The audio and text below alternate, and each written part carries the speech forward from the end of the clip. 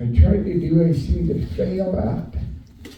And I remember my stepdad yelling at me, telling me I was stupid, I was no good, all those things, and it just over and over in my head. And that I drink, and I drink on the weekends and everything. I'd usually start Thursday night drinking right till Monday morning and go to work, and that didn't bother me. I never missed work or anything. It just over and over and over, and then I got into the other stuff, and once I started that, I just couldn't stop. I got to a point where okay, I'm running out, I gotta get more, and I gotta find more, and just, the chaos that goes with the drugs and everything. And I was over at Activators, and Denise was on the streets, and she was sitting, and we met on the corner down here at 3rd and George, and they had the flower pots on the corner, and we used to sit on there and that, and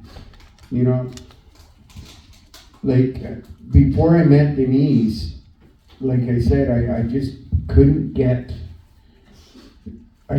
feel properly. And then, we were living under the Coast Hotel before they built it, or the Marriott Hotel before they built it. And it was just a big concrete slab, and I remember waking up and Denise waking me up, and I was really dizzy and shaky and everything. I was wandering around trying to find wood to get the fire going. It was dark, and I remember reaching over to grab this one piece of wood. The next thing you knew, bang, I fell in this hole, and it had about 3 feet of water in it, and I fell in, I was soaking wet, and I got up, and I didn't know where I was, I didn't know what was going on, and I just yelled, and Denise come over, and she found me, and she came over, and I tried to reach her, and I couldn't reach her, and she ended up finding a bucket, a plastic bucket, and she threw it down for me, and I tipped it over and tried to stand on it, but it was full of air, and I tipped over and fell back in the water, and then she said, fill it full of water and then turn it over. So I scooped up some water and then turned it over. I was able to stand on it then, and I was able to reach up like this, and I was able to reach her hand.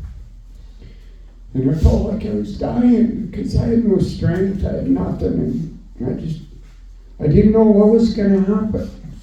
I was so scared because I didn't think that she'd be able to help me. I didn't think she'd be able to get me out, and I just thought, it ain't going to work. And then I reached up and she grabbed my hand, and I just remember coming up just like this, coming up out of there. And her blood count was at 1, she had pneumonia, and we were both on the street, and she pulled me out of there, and then she called the fire department or the ambulance, and they came, and they took me up to the hospital. I don't remember anything really what happened after that because I don't know. And Denise told me what happened, that they handcuffed me to the bed, and I fell out of the bed in the emergency. I got 2 goosebumps right here. And then, after that, they took me upstairs to the 3rd floor, and, I was there for a while, and I don't even really remember being there, and then they released me. Said, here you go, you're out. And, I come down and was looking for Denise again, and I found her at the Old Street Church on St. Michael's. And I had some stuff with me and that, so we went and we used that one last time, and then that was it. We woke up in the morning, and we packed up everything we had that reminded us of using drugs. Everything, anything. Didn't matter what it was. If it went in a garbage bag, if it was related to drugs, it went in a garbage bag. We went across town and we were living on Quince at the time, and we threw it in a dumpster, and that was it. We quit. We haven't touched it since. And, I'm so blessed to have Denise in my life. And,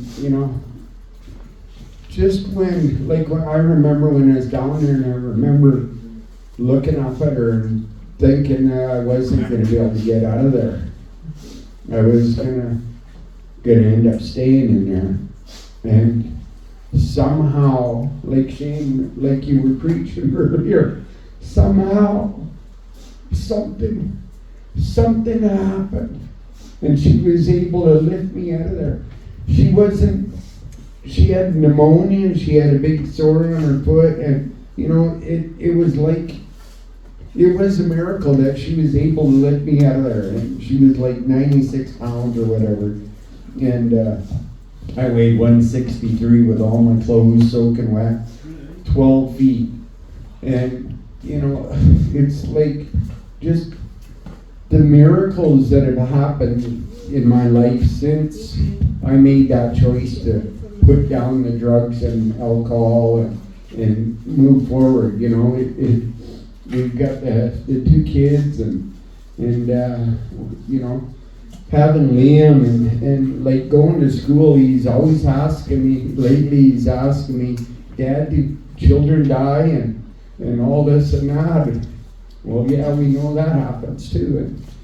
And I try and tell him that when we die, we go to heaven. And I try and tell him what heaven's like. And he's always asking me, do they have remote control cars? Do they have all these questions, Like I drive him to school every morning. When I get there, I have to sit in the car and talk to him for about 10 minutes before we get out of the car and go play on the swings for 20 minutes. And then when the bell goes, I walk him over to his pack, and he goes and gets in line, and then he's fine. But the other day, yesterday, I was at the grocery store, like I said, and he read a word to me, Wednesday. It was on a box of cereal, Wednesday. And I'm standing in line, all of a sudden he said to me, Wednesday. And I turned around and I looked at him, I'm like, what do you mean Wednesday, Leah? And then he pointed to this box of cereal, and I seen it there. That's the first time I've heard him read the word Wednesday. And I've got to be in his life. The first time he climbed the fence, I've got that picture. The first time he prayed, he was standing right here with this in the background. I got the picture at home where he's actually praying, standing right here, praying. And the first time I took him to the ocean, and he threw a rock in the water, and the first time he broke his arm, I had to go into the emergency room with him. I had to get all gowned up and everything. And when he went to get all his shots, we had to wrap him in a blanket, and it took 5 nurses to hold him down, and me. He was only 6 years old at the time. But the strength in this boy is just unbelievable. And these are all miracles that God, since I quit doing drugs, since I quit drinking alcohol, that God has given me. These are all the things that I get to see. I went from a place where I didn't care about anybody else but getting what I wanted and doing it, and to caring about this little boy and a little girl. And it's just amazing that I'm able to do that with, and like Shane and Dean and Jim, when you guys preach, you wouldn't believe how much it affects me and how much I hear. And I struggle with my reading so bad that I get disappointed when I try and read the Bible, and it's just like your words and your songs you're singing. I just started to cry when you were singing that song, just because you touched my heart. And that's part of my recovery, is you guys being in my life, And yeah, I feel so honored to be alive, and a believer today. That's it. Thank you.